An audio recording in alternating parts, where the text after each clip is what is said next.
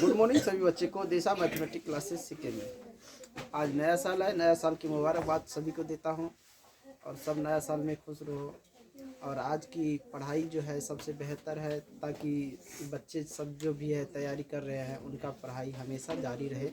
जो शुरुआत की साल है, शुरुआत हम अच्छे चीज़ से करें ताकि अच्छे से बीते हमारा साल। यही मेरी शुभकामनाएं हैं सभी बच्चे को। Happy new year. तो चलिए शुरू करते हैं। और देखिए हम जो है आज बच्चे सब ने कुछ सजाए हैं नया साल के लिए। तो यहाँ पे देखिए पढ़ना शुरू करने वाले हैं 10.10 जो हमारा ये जो क्लास है 9th का है, एवरी चैप्टर है, समझ गए मैथ में। और प्रमेय है 10.10। इसमें क्या बता रहा है कि यदि दो बिंदुओं को मिलाने वाली रेखाखंड, दो बिंदु को मान के चलो, एक बिंदु ये है, एक बिंदु ये है, इस बिंदु को मिलाने वाली रेखाखंड, ये बिंदु का नाम ए और बी दे दी। इस बिंदु को मिलाने वाली रेखाखंड मिला दिए। आगे कह रहा उसको मिलाने वाली अंतर्वृष्ट करने वाली रेखा एक ही और अस्तित्व दो अन्य बिंदु पर समान कोण अंतरित करते। एक ही और अस्तित्व, चाहे नीचे लेना है तो नीचे ले लो, ऊपर लेना है तो ऊपर ले लो, लेकिन एक ही और होना चाहिए। मान के चलो दो बिंदु हम इधर ले लिए, एक ही और दो बिंदु, ये है डी, ये तुम्हारा हो गया सी। अब कह रहा है कि कोण जो अंतरित करेगा इन पे, वो क्या करेगा, दोनों अंतरित कोण समान हो। तो मान के चलो ये जो यहाँ पे कोण अंतरित कर रहा है ये समान होना चाहिए। ये कोण कैसा होना चाहिए, समान होना चाहिए, समझ गया। और एक जो है ये भी एंगल जो बन रहा है ये भी समान होना चाहिए। ये भी एंगल कैसा होना चाहिए, समान होना चाहिए। अंतरित करे तो चारों बिंदु एक वृत्त पर स्थित हो, अर्थात चक्रीय हो। अब चारों बिंदु को एक वृत्त पर स्थित करना, तो हम जानते हैं कि तीन असंरेख बिंदु जो है एक वृत्त से होकर जाते हैं। ऐसा प्रमेय हमने पढ़े हैं। अब चौथा को लाने के लिए कुछ तो रचना करना पड़ेगा। तो सबसे पहले इसमें एक वृत्त घुमा देते हैं। एक क्या करते हैं, वृत्त घुमा देते हैं। ध्यान से तुम लोग घुमाना ताकि एक वृत्त घूम जाए।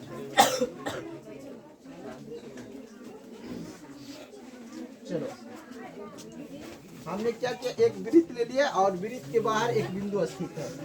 अब थोड़ा सा क्या करता हूँ, रचना इसमें कर देता हूँ। मैं इस वृत्त में थोड़ा सा रचना कर दूँ। जहाँ बीसी रेखा वृत्त को टच कर रहा है, यहाँ पे इसका नाम दे देते हैं सी डैश, और ए से सी डैश को हम मिला देते हैं। ए से हम सी डैश को मिला दिए और इसका केंद्र मान लेते हैं यहाँ है ओ। इसका केंद्र है यहाँ पे ओ। अब ये फिगर को देखो और थोड़ा इसके बारे में लिखो, समझ गया। क्या लिखना है, जो दिया है वही लिखना है ना।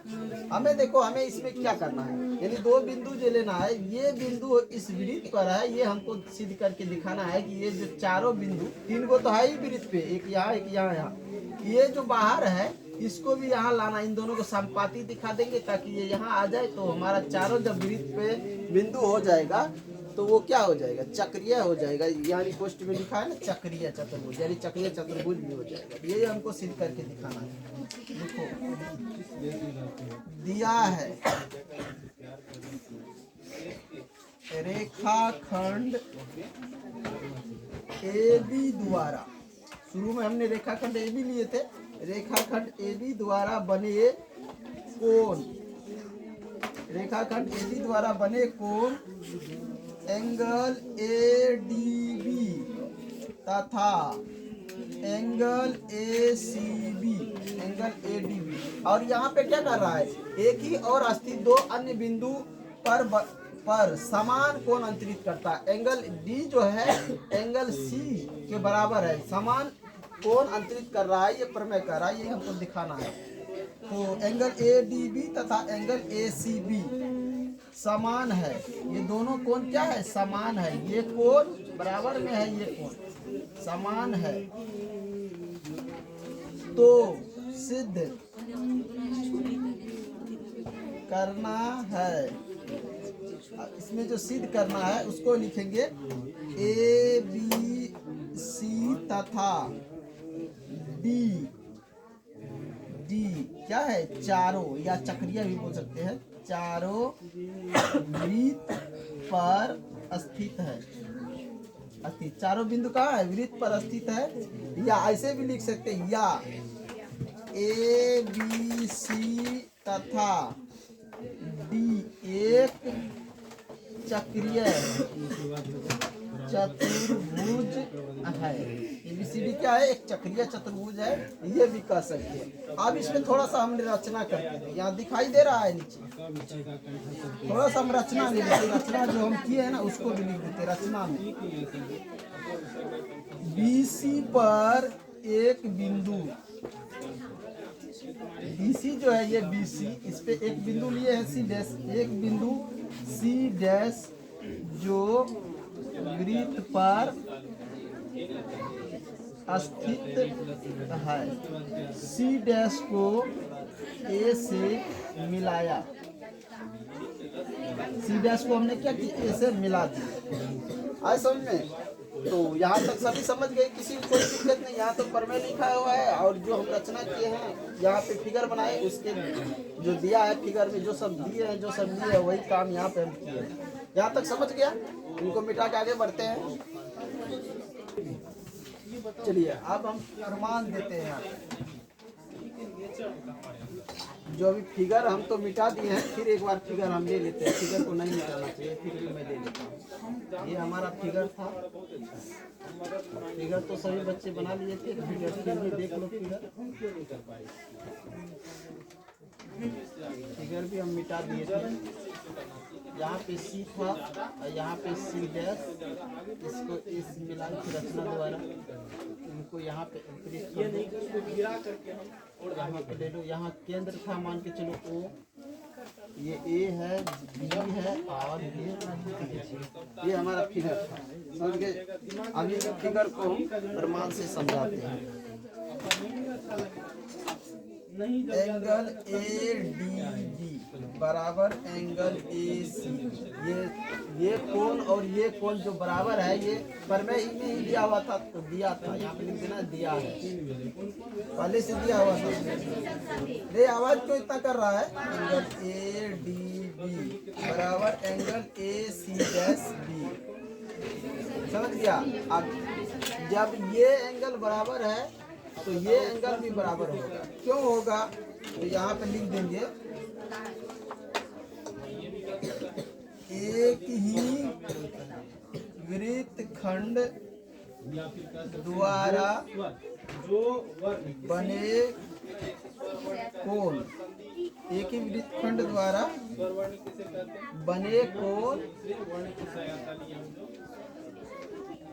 बराबर होते हैं। इसीलिए एक ही वृत्तखंड का ये भी कोण है, ये भी कोण है, इसी वृत्तखंड का है, इसीलिए ये दोनों क्या है? बराबर है। इसको मान लेते हैं, ये जो ऊपर में जहाँ पे दिया था ना, ये इसको मान लेते हैं 1 और इसको मान लेते हैं 2। समझ गया रे? अब हम क्या करते हैं, यहाँ पे समीकरण 1 तथा 2 से, समीकरण 1 तथा 2 से एंगल ACB बराबर एंगल AC डैश B। अब जब एंगल, ये दोनों एंगल बराबर हो गया, ये एंगल और ये एंगल बराबर है, इसका मतलब क्या है कि C डैश और C जो है संपाती है। दोनों एंगल बराबर है, इसका मतलब C डैश और C जो है संपाती है, तभी तो दोनों बराबर है ना। ये जो C है यहाँ पे है, तभी तो दोनों बराबर है, अन्यथा नहीं होता बराबर। इसलिए C और C डैश संपाती है।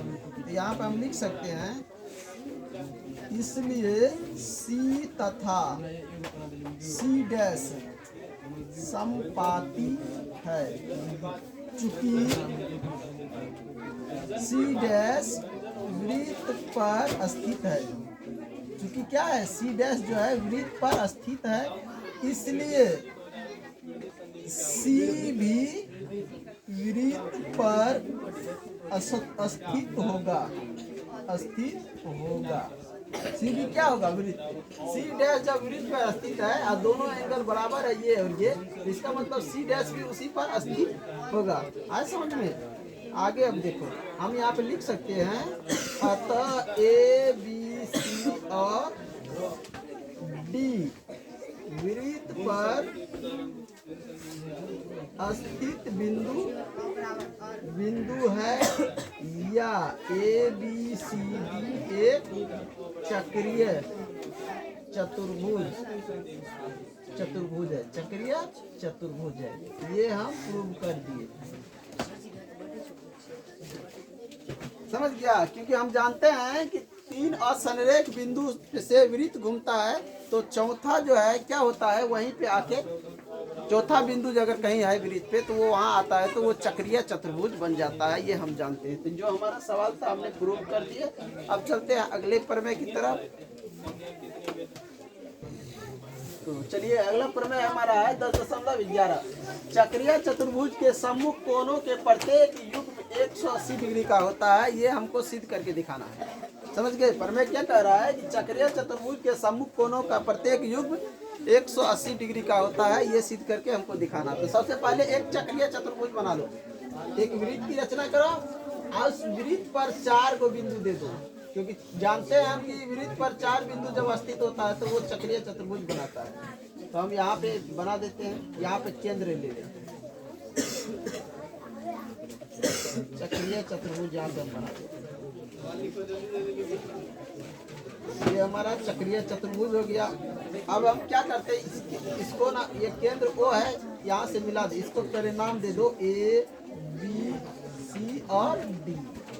B को O से मिला देते हैं और फिर हम क्या करते हैं, O को B से मिला देते हैं, ताकि ये 2 त्रिभुज बन जाएगा। अब यहाँ पे देखो ध्यान से, हम जानते हैं कि ये कोण जो है ना, इस कोण का दुगुना है। प्रमेय में पढ़े हैं ना? पढ़े हैं कि नहीं रे? पिछले प्रमेय में देखा होगा, पिछले प्रमेय में हम पढ़े हैं ना, ये जो अगर मान के चलो एक जीवा द्वारा जो कोण बनता है केंद्र पर, अन्य बिंदु जो होता है वृत्त पर, उस कोण के दुगुना होता है। पढ़े हैं? तो ये कोण का दुगुना ये कोण हो गया और इस कोण का दुगुना ये कोण हो जाएगा। आए समझ में? इस कोण का दुगुना जो है ये कोण हो जाएगा। ये हमने पढ़े हैं। पढ़े हैं कि नहीं पढ़े हैं? तो इसी के द्वारा यहाँ पे हम चलते हैं। समझ गया?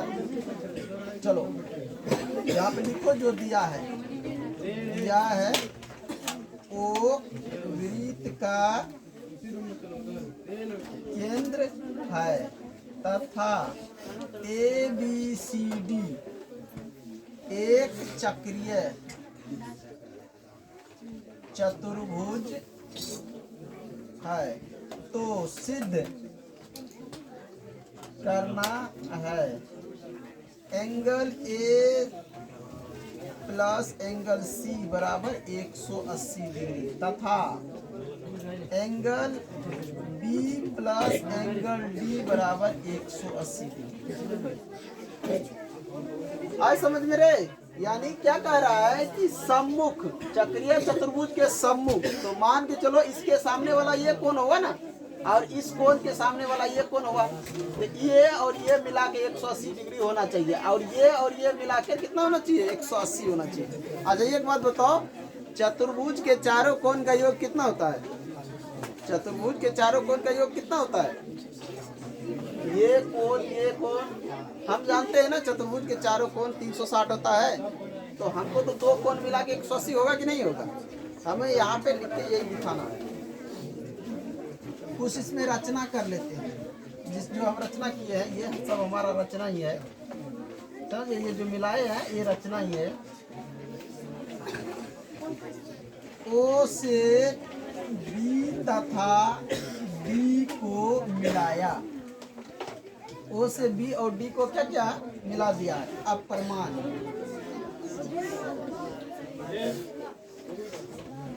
एक चाप द्वारा